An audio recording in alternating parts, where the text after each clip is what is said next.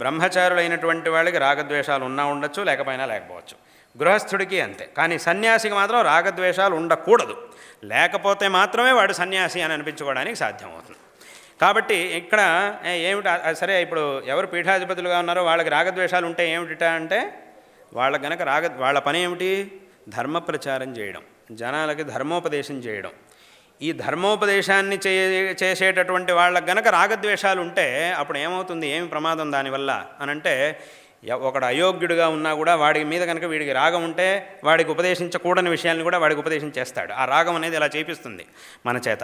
ఒకడు నిజమైనటువంటి యోగ్యుడు, ఏదో కారణంతో వాడి మీద వీడికి ద్వేషం, అప్పుడు నిజంగా వాడికి తత్వాన్ని ఉపదేశం చేయాలి, దానికి యోగ్యుడిగా ఉన్నాడు, కానీ వీడు వాడికి తత్వోపదేశం చేయడం, అయోగ్యులకి తత్వోపదేశం చేయడం, యోగ్యుడిని ఉపేక్షించడం, ఇలాంటి ప్రమాదాలన్నీ అవకాశం ఉంది. కాబట్టి సన్యాసులే అంటే రాగద్వేషాలు వదిలిపెట్టినటువంటి సన్యాసులే ఈ ధర్మ ప్రచార కార్యానికి అర్హులు అనేటటువంటి విషయాన్ని దృష్టిలో పెట్టుకొని శంకరాచార్యుల వారు సన్యాసులని ఈ పీఠాల్లో అధిపతులుగా నియమించి ఉన్నారు.